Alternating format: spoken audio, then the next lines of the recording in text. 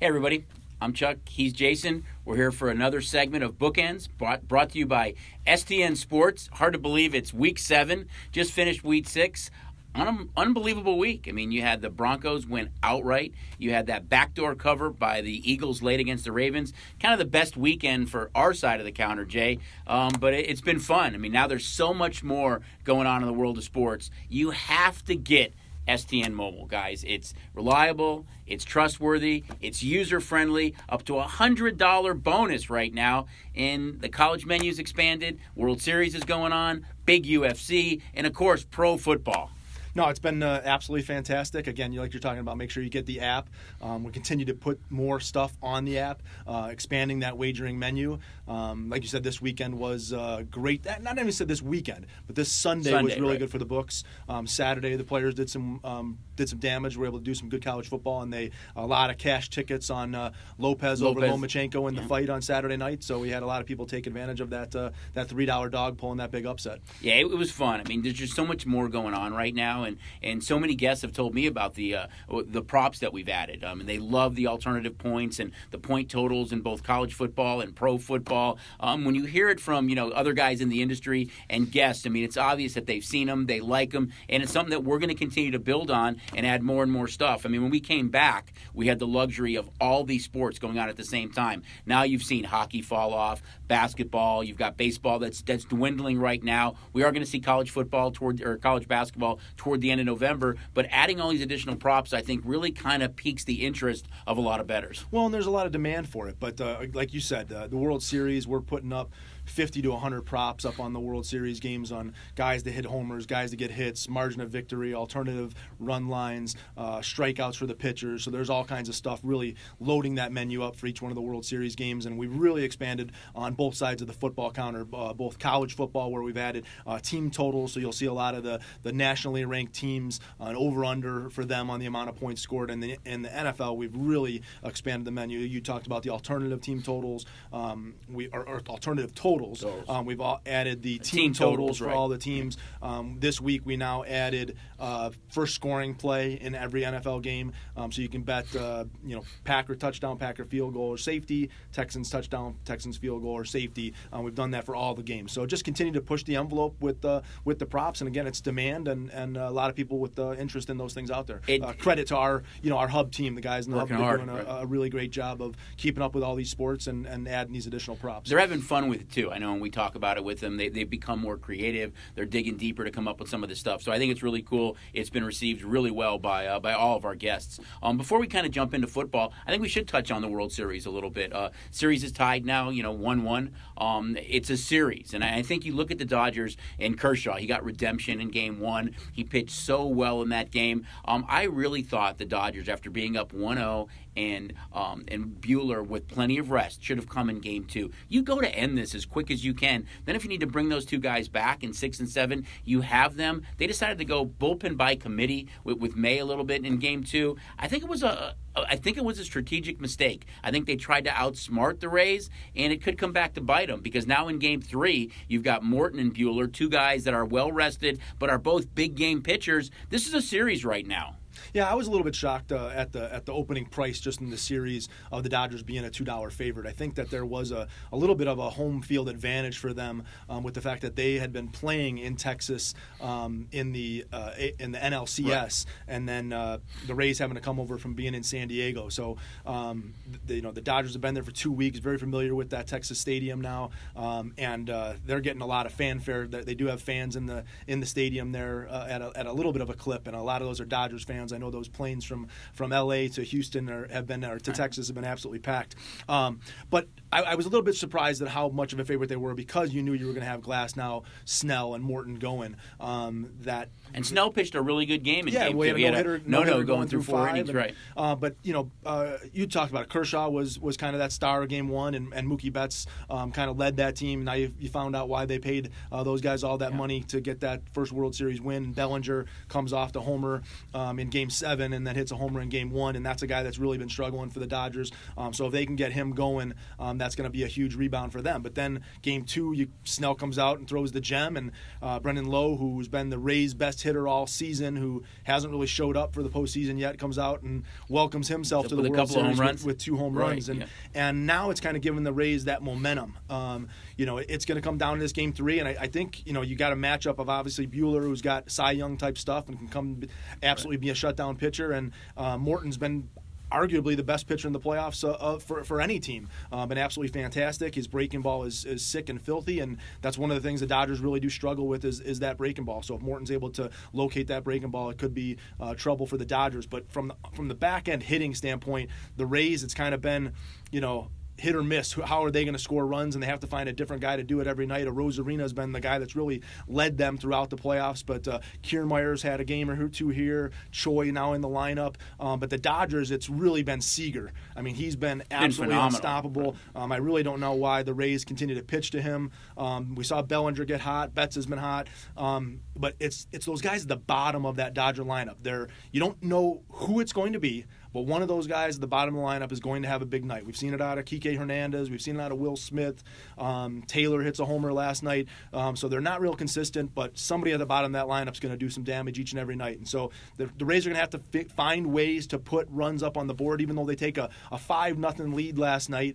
You're still kind of sitting there, when the Dodgers get runners on base, just waiting for the Dodgers to explode. And that's what that offense has to do. But I think this is a series now. With the fact that the Rays gained some confidence winning game number 2, I think that we've got a series, and Game 3 is going to obviously be important as we've got these 2 aces on the mound. Yeah, I couldn't agree more. I think the Dodgers really gave them a second chance by not throwing Buehler in that game. Again, I think you want to get up 2-0 if you can, knowing the way the rotation kind of sets up for the Rays. And it's such a difference in style, the way the two teams play. I mean, the Dodgers Game 1 with all the runs they put on the board, that's Dodger baseball. They're going to score a lot of runs. They led the league in home runs this year. And the Rays are going to win that 3-2 game, 4-3 game. They're going to play a close game. That back end of the Rays bullpen, though, is so good that I think it's going to be an interesting series. And, I know you talked about the price for the series initially, but there was a big push on the Rays. When we first put that up that night, I mean, the first 3 bets that caused that number to drop were all limit bets on the Rays that night. So I think there was some value there on that as well. Yep. No, I mean, like I said, I think this Game 3 is going to come down to it. Game 4, I think it's going to be interesting to see,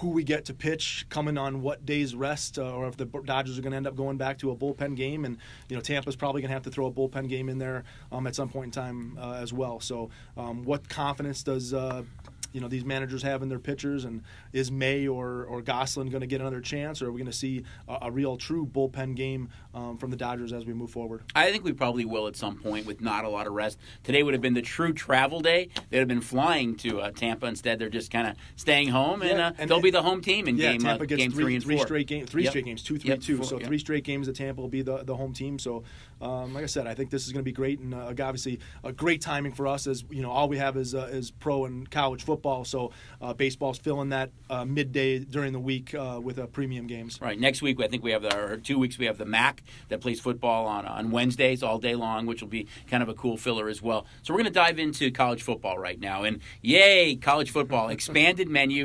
Big Ten is back. You've got a game Friday night. Illinois and Wisconsin in this game. Wisconsin's almost a 3-touchdown favorite, but a little bit of an interesting revenge twist for them in this game. Yeah, well, I selected this game because it's a Friday night it's the Big Ten opener. It's on Friday night, so don't have to wait till Saturday to get our Big Ten football. They come back, but this is a very interesting game from the fact that Illinois beat Wisconsin last year. Wisconsin was number 6 in the country. Illinois was a 30.5-point underdog at home against Wisconsin last year. Pulled a 24-23 upset. So Illinois got to go to Camp Randall this year. Obviously, no fans up in Wisconsin, so that's going to be a little bit different. Wisconsin loses really almost all of their offense. And Jonathan Taylor, who's now running the ball exceptionally well for the Indianapolis Colts, they lose their number 1 receiver, and their quarterback Cohen, who would be a junior this year, just 10 days ago had foot surgery, so they're going to be down to a redshirt freshman.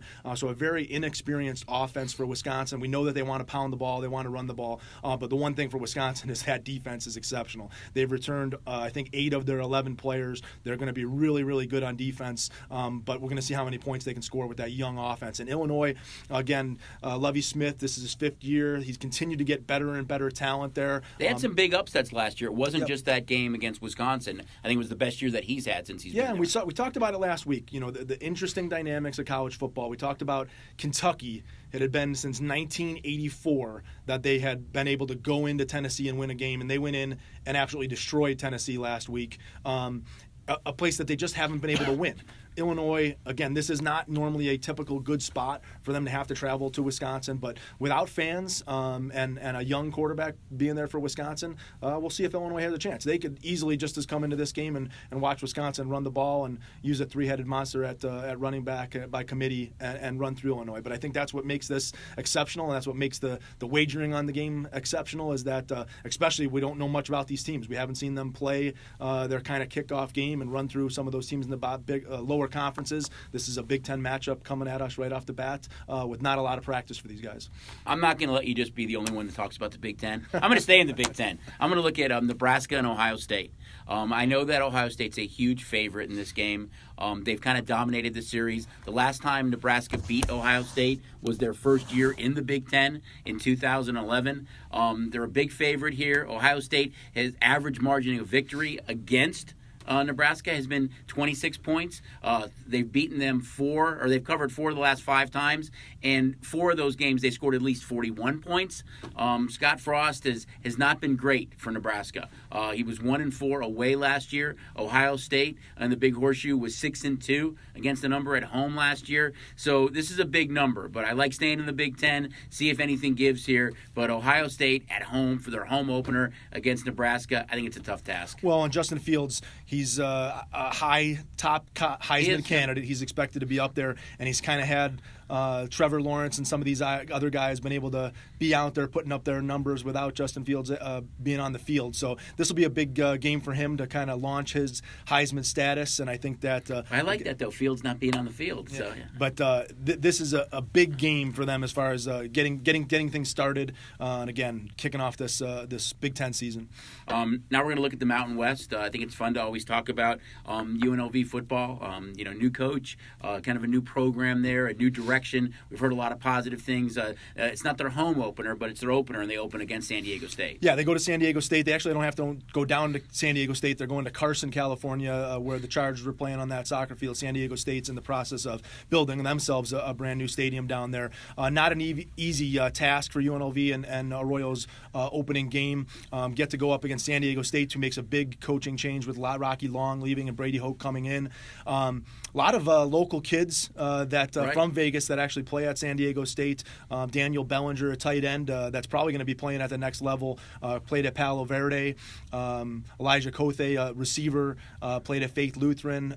Ethan Dedeaux, who was a receiver from Liberty, is also down in San Diego State. And his quarterback at Liberty is the quarterback that is for UNLV, Kenyon Oblad. So a lot of local talent in this game down there. It should be interesting. Again, these two teams, we don't know a lot about them. There's not a lot out there. We actually don't even know if Oblad's going to be the official starter. That's what we're expecting. But Arroyo hasn't come out and named his starter for that UNLV offense. And I just think this is a great spot. And obviously, I hope that the Rebels aren't looking ahead to next week as they open Allegiant Stadium against Reno. Right. So that's a big look-ahead spot for them. But I doubt that they're overlooking their opening game. Yeah, I think it's going to be fun to watch. It's fun to have, as we talked about, having the Mountain West start now and having the Big Ten back. It's just kind of that expanded overall menu in college football, which is great. I'm going to look at Mississippi and Auburn. Auburn travels to Mississippi. They're a very small favorite in this game. The last time that Lane Kiffin was head coach and he played Auburn, he was the head coach at Tennessee. So he plays in this game. Last year, Ole Miss almost was able to pull off the upset in Auburn. They lost 26-22, being 17-point underdogs. They're a small dog here. Kind of an interesting trend between these two schools. The last 6 meetings, the visiting team has covered the spread. So it's kind of fun when you look at kind of these trends that are out there for some of these schools. And Bo Nix in the last game last year, He had his best game as a passer, the quarterback for Auburn. He threw for 340 yards. See if he has to repeat that again against Ole Miss this year. He's going to have to repeat that. And he has, that Auburn offense has not been impressive this year. They had a good game, their first game against Kentucky, and really haven't played particularly well since then. Obviously, traveling to Ole Miss and watching that team and how competitive they were against Alabama, I was actually surprised Auburn came the favorite here. I was expecting to be a pick-em or Mississippi a slight favorite. But, anything can happen in this world of the SEC, and these teams, Auburn can come and run the ball. Mississippi defense has not been particularly well. I think this game could come down to a turnover here or there. Yeah, it should be an interesting game. Now we're going to jump over to the pros, and I think we talked about it last week when we had a couple of really marquee games that stood out. When you look at now this schedule this week with 5-0 Pittsburgh against 5-0 Tennessee, these two teams have been awesome. I mean, they've been on this is a game that was postponed from an earlier game this year. The favorite is flipped. Steelers opened up the favorite, and I think we talked about that. We first put this game up. We said, don't be surprised if you see this game flip and Titans actually become the favorite in this game, which they have right now. Yeah, obviously two 5-0 teams. That 10 o'clock marquee game. Tennessee squeaks by with an overtime winner over the Texans last week, and the Steelers, as we said on bookends here last week, they were going to dominate the Browns, and they sure did. This is a game that's got a couple key injuries. Bush, the linebacker for the Steelers, is out. That's a big loss, especially when you have to go up against Henry this week. But Taylor Lewan, the All-Pro lineman for the Titans, is out, so maybe that's a little bit of a wash that we lose the great linebacker for the Steelers and the All-Pro lineman for the Titans. Ryan Tannehill, since he's taken over at quarterback for the Titans, those games have gone 13 overs to only 2 unders. So the Titans have been absolutely moving the ball up and down the field. And this Steeler offense, now going to get Deontay Johnson back healthy this week. Roethlisberger has got weapons like I've never seen before. His best weapon the last several seasons has been Juju Smith-Schuster. Why can I never say his name? Smith-Schuster. And Chase Claypool really hasn't even been using him. Right. Claypool's been a monster. Washington, obviously you have Connor coming out of the backfield. So this game's got all the star power to be that up and down the field. We do have question mark. Schuster didn't practice yesterday. Jonnu Smith, the great tight end for the Titans, didn't practice. So there's a couple question marks there, but two 5-0 teams in essentially a pick 'em game.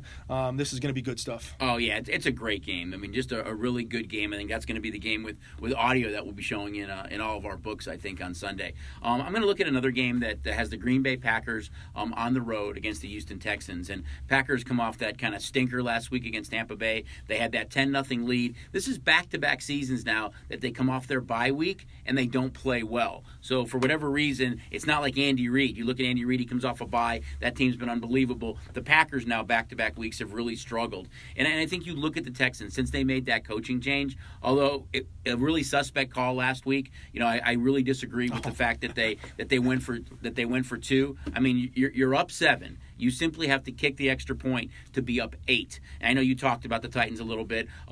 Instead of making the Titans have to go the length of the field, score a touchdown, and then make a 2-point conversion to tie, they only had to score the touchdown and kick to tie, and then they ended up winning in overtime. So bad call in my opinion, but that's why we can Monday morning quarterback and talk about this stuff. But I think you look at the Texans, and since they made that coaching change with Trammell, Watson has been so much better. Over the last 2 weeks, he has 7 touchdown passes. He's thrown for almost 700 yards. That receiving core, they're playing so much better right now. If it's Cooks or Fuller or Cobb, they're all kind of getting involved. They're a little bit better. Defensively, they're still not very good. But Green Bay, for me, I mean, last year, they were so good offensively, and they still are. I think you look at Rodgers, he's opened it up a little bit more. It's not just that running game with Jones and Williams and Dillon. He's opened it up, but defensively, they got beat handily by San Francisco last year. They play against a good offense with Tampa, who had Godwin and Evans back. Those 2 picks are costly, changes the complexion of the game, but Green Bay now is in second place in the NFC North behind Chicago, and I still worry about that defense a little bit moving forward. They're a little over a field goal favorite here, but we've started to see a little bit of love for the Texans plus the points. Well, we saw all kinds of love for the Packers last week against the Bucs. That was one of the biggest one of the biggest bet games on the board last week. I think it was one of the biggest games of the year. I think through 6 weeks, if you look at what our top game was, needing the Bucs and under in that game, I think probably was arguably one of the top 2 or 3 biggest games games of the year and maybe the biggest non-primetime game of the year. Yeah, it was the Bucs winning that game was huge on the sportsbook side of things, and it didn't look good from the start. The Packers jumped out to the 10-0 lead, and then Rodgers had the back-to-back interceptions. And it wasn't that the receivers for the Bucs were able to run wild. It was really Gronkowski had a couple key catches here and there, and Ronald Jones really did things on the ground. It was just that Tampa defense was really dominant in stopping the Packers, and the Packers really kind of stopped themselves. And you talk about Deshaun Watson. I mean, when they get down and he can kind of just ad lib and be Deshaun Watson, they're kind of unstoppable. I mean, between Randall Cobb and Fuller, he's got guys that are fast and weapons that can play there. I just don't know, how this game goes. Which Packers team do we see? We talk about the Chiefs, being able to turn things on and play great and then kind of just win games when they need to win games. And for some reason, I get that Packers has that same type of feeling to them when Devontae Adams and Rodgers are hooking up. That team can be unstoppable, and if Aaron Jones is able to get that running game going. But Deshaun Watson, you can't count him out. I think that we thought they were going to probably. The Titans were going to roll them. The Titans were killing them. I think they were up by over 2 touchdowns, and the Texans find their way back and then blow the lead with the call. And but this could be another game that we see the scoreboard. I think so too. A few years ago, I think the Texans started 0-3, and Watson went on that big run, and they turned the season around and made the playoffs. We talked about a game that was kind of an AFC versus NFC matchup. We're going to do it again. It's going to be the San Francisco 49ers traveling to Foxborough to play the Patriots. Kind of interesting trends here. I know we kind of talked about it before the segment. You've got Jimmy G going back to Foxborough and playing in that game. You've got San Francisco that's now 3-3. This is the worst start for the Patriots at 2-3 since Belichick's first year in 2000 when they started 1-4. So this is an uncomfortable position for him to be at right now. Interesting trend here, though, for the 49ers. Their last 6 trips to the Eastern time zone, they've won and covered 5 of those 6 trips. They're a small underdog here, but early action has been on the 49ers plus the points. Yeah, and 2 teams that everybody that bet last week either are super happy with or really pissed at, because the Patriots were the one team that killed everybody's parlay. I'm sure we're pretty super happy about those two the outcomes. Broncos going into New England and knocking them off was one of the key morning wins for us, really unexpected. And then fans were really, really on the Rams on Sunday night, and the Niners were able to pull the upset there. This game's got storylines like you wouldn't believe. You talked about Jimmy G going back to New England where he was traded from. Is this the beginning of the end for the Patriots? If they lose this game, they really fall back of the Bills, who are expected to get a win over the Jets as they're sitting a 13-point favorite, and obviously the Dolphins are ahead of the Patriots as well. You've also got Shanahan going back up against Belichick, and Shanahan blew the Super Bowl when he was with not that he blew the Super Bowl, the Falcons blew the Super Bowl right. with Shanahan as their offensive coordinator, going back up against the Patriots. You've got Deebo Samuel, who was drafted behind Harry, the receiver for the Patriots. So there's some showmanship there to see who can have the better game. But this becomes a vital game for both of these teams. I mean, San Francisco got a big win over the Rams last week, but again, can't continue to fall behind the Cardinals and the Seahawks on that west side, and the Patriots. This is where, hey, are we going to be a competitive team and stay in it, or are we going to be looking to ship pieces off and trade guys, and where do we take this season? And probably a large part of what goes on with Cam Newton as we move forward, and where the Patriots start to look at where they're drafting and what they're doing. But this could be the beginning of the end of the Patriots as we know them. It would be really uncharacteristic to see the Patriots start selling off pieces. Maybe the one small light that they have is that Buffalo has now lost back-to-back games. So although New England sits at 2-3, Buffalo's only 4-2. So Buffalo's kind of let them in a little bit over the last couple of weeks. Well, so Buffalo we'll gets a gift in playing the outstanding New York Jets. We're not going to talk about that game, but right. I'm going to jump to the AFC West. I know you touched on it a little bit, and it's the Seattle Seahawks at the Arizona Cardinals. And you can make a case, especially now with San Francisco starting to get a little bit healthier, and they're 3-3. You've got all 4 teams in that division right now that are 500 or better. I think it might be the best division in football. You look at Seattle, who's a small road favorite, a little over a field goal favorite. They come in at 5-0. This is the best start that Pete Carroll has ever had with Seattle. In 2013, he started 4-0. The last time Pete Carroll was 5-0, he was the head coach for the USC Trojans. So this is kind of uncharacteristic for Seattle to start this way. The last time that Russell Wilson lost in Glendale was his first start as a rookie in 2012. So they've had a lot of success there. The biggest trend for me, and a really interesting trend here for bettors, is that the visiting team in this series is 9-1-1 the last 11 games against the spread. So if that's the case, you have to love Seattle here. But Arizona played great on Monday night against the Cowboys. You saw Murray really open it up with Christian Kirk and Hopkins, and Drake finally got untracked. They're a fun team to watch. I mean, I still think they lost Chandler Jones on defense, which is just catastrophic, losing their defensive leader. But the same thing happened to the Seahawks. They lost Bruce Irvin. Jamal Adams still isn't practicing. This could be a game where the scoreboard is lit up as well. But it's a fun game to watch. Both these two teams really, really good. And again, for me, I think the NFC West is the best division in football. Yeah, Seattle coming off the bye week, always interesting to see. If there's rust or if they come out gangbusters and able to hit their stuff. Metcalf and Lockett have been kind of unstoppable. Carson running the ball for them, and you just can't sack Russell Wilson. He just finds a way to make plays. And we saw the Cardinals look good. Kind of the first time we got a good glimpse at the Cardinals from a national standpoint, kind of beating up on the Cowboys. They were fun to watch. Yeah. Hopkins, Christian Kirk had a big game. I don't know that Murray looked particularly sharp, especially early. He was able to find some guys. I think he only completed 9 passes on the day, but handed the ball to Kenyon Drake 20 times for 164 yards. It's that creativity with his legs. I think a lot like Lamar Jackson. When you've got a second and long or a third and long, and the defense thinks they've got you locked down, he's able to kind of create, get that first down, move the chains. And I thought a lot that night that it was just demoralizing to that Cowboy defense. Oh, absolutely. And again, on the Monday night stage for him, and Murray returning to Texas, where he played high school ball. So he's never lost in that stadium. Yeah, those are.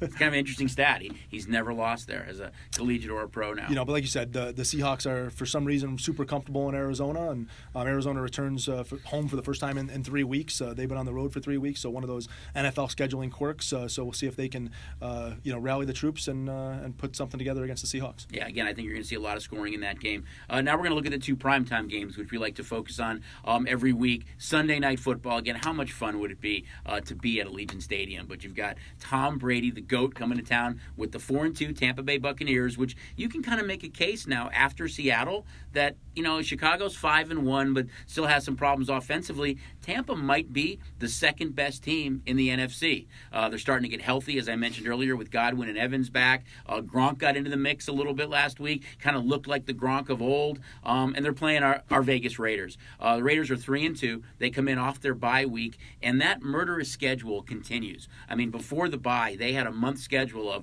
I think it was the Saints, the Bills, the Patriots in there, and the Chiefs. They were 3-2 to start the season, which I think is a victory. They now come out and they play the Buccaneers and the Browns before they kind of get into the easiest schedule left. So if they could somehow get a split, I think it's huge for the Raiders. But the Bucs are a small favorite in this one. But that line is starting to creep up a little bit, and you can kind of touch on why the reason for that is. Yeah, Trent Brown, the offensive lineman for the Raiders, tested positive for COVID, and so yesterday's practice we had the whole starting offensive line sent home just to avoid some contact tracing and to avoid some stuff. So the line's gone from 3 to 4 based on the fact that those Raiders guys aren't practicing. Hopefully everybody's healthy, everybody comes Gruden back. said he expects them to be there on Sunday night, but we'll see. And hopefully that brings that line back down, that everybody's healthy. And you couldn't find kind of two hotter teams. Obviously, we talk about teams that are undefeated in the Titans and Steelers, but the Raiders coming off their win against the Chiefs in Kansas City, that team's sky high, and the Buccaneers pulling the win over Aaron Rodgers, the undefeated Packers, and winning that game in a dominant fashion the way they did on the defensive side of the ball. Tom Brady comes in with all his weapons of Godwin and Evans and Gronk are going. It's going to be and could spell trouble for the Raiders. What the Raiders really need to do here is run the football kind of the way they did against the Chiefs. But that's going up against the strength for the Buccaneers. That run defense is one of the top 5 in the NFL from the Tampa standpoint. So this is going to be a game that Carr is probably going to have to win with his arm. They're going to have to do the same thing they did against the Chiefs with being able to hit on those big pass plays, the big downfield pass plays. But they're going to have to play some big-time defense in this game to cover these guys for Tampa. It's going to be fun to watch, Gronk against Waller. And you're right, I think Carr's really going to have to open it up. You were able to give Ruggs another week to kind of rest a little bit, although he had that good game against the Chiefs. You might see Edwards back, and hopefully that offensive line's intact. This is another game that's got crazy weird history to it. You think about Gruden with the Oakland Raiders, right. 2001 playing Brady in the tuck rule Right. game. They lose. Gruden gets traded to the Buccaneers. He actually got traded. He was a coach that got traded, right? Goes to the Buccaneers, and 19 years later, we're sitting here. He's a part of the Raiders. Brady's back with the Bucs, so the kind of full circle that these guys are going through. Yep. It's amazing that we can actually talk about guys that were playing back in 2001, still playing in 2020. It's going to be fun. I mean, the Raiders had that big, when they opened their stadium up on that Monday night game, they were able to beat the Saints that night. Let's see what kind of, even without fans there, what kind of an environment it is for Vegas, and see if they can come up with another big win. I mean, if they're able to go 4-2, I think with the schedule that they've had, you have to feel that they're in a really good spot to at least be a wild card team and make some noise in the AFC. Yeah, and we don't have fans there, but you still have somewhat of a home field advantage in that all these other teams have never been in this building before. They're still traveling. Right. They're not familiar with the surroundings. They're not familiar with just what's going on in that stadium. So despite, and it was the same kind of way with the Golden Knights. Teams coming into a building that they've just have never been to before, getting used to all the idiosyncrasies, let alone that potential for that Vegas flu and what these guys find themselves doing while they're visiting our wonderful city. So no, this would be a great one and something to enjoy on Sunday night. Agreed.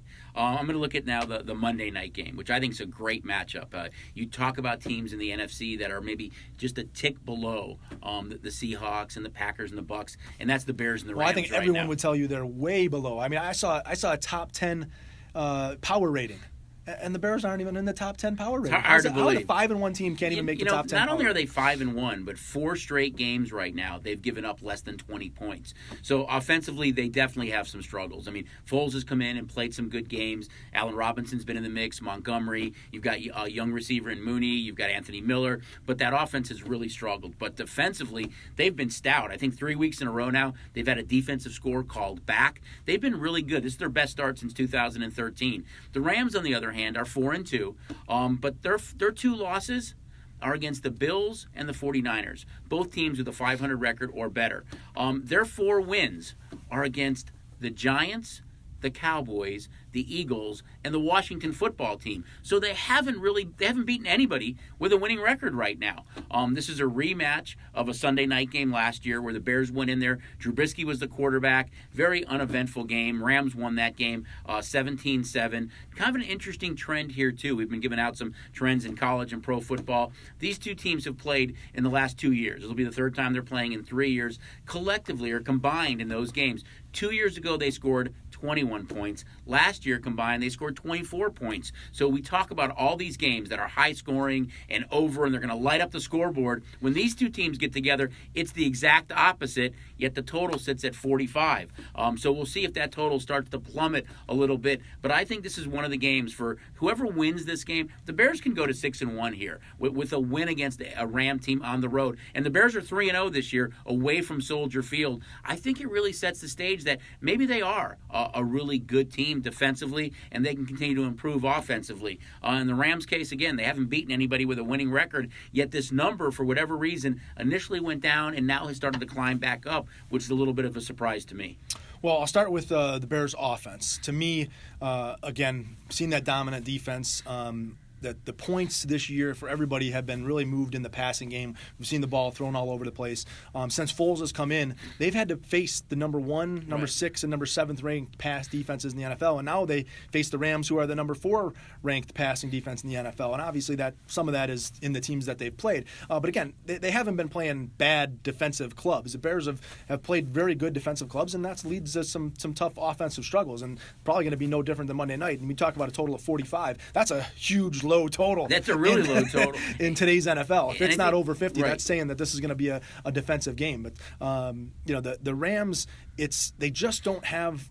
They haven't found that guy that's their go-to guy yet. I mean, that was Cooper Kupp and it was Todd Gurley for so many years. And Woods has emerged. I think Woods is kind of their main guy right now. Every game, it's you could Higbee here, or Henderson, or Malcolm Brown, or it's just Goff hasn't been consistent, and they have the tools to do that. And we've seen when they play a good game, they can score some points, but just kind of lethargic offense, not what you'd expect out of McVay teams. But I think that was a terrible spot for them last week to have to go play. What I was referring to the Niners as a wounded dog, a team that was a must-win game for that San Francisco 49er team last week. We talked about it on Bookends that that was not a good spot for the Rams. That was a must-win spot for the Niners, and this kind of feels to me like from a Rams standpoint that this is the reverse of last week. This now turns into a must-win for the Rams, a must-win game for the Rams. I agree. It's a much bigger game for the Rams. And the Bears with the Packers losing, maybe there's a little bit of breathing room there. But I think this is a huge spot for the Rams on Monday night, and that's why that line is moving that way. Interesting, though. I mean, you talk about the Bears' defense. I mean, they're top 5 in third down. They're top 5 in the red zone. So they've really played so well. It's kind of that bend, don't break. Khalil Mack has played much better. Quinn is really he doesn't have the sacks right now, but he's created a lot of havoc in opposing teams' backfields. Eddie Jackson is playing good. You have to wonder if the Bears might be active at the trade deadline. If there's a Jamison Crowder out there, or if they can improve their offensive line. Do they do something to help that defense? Because, I mean, they've played so well on the defensive side of the ball, but they really need some help offensively. Jimmy Graham. Think about Jimmy Graham. In all the years he was with Aaron Rodgers in Green Bay, he had 5 touchdowns. 5. He has 4 this year. So, I mean, he has really seen a resurgence.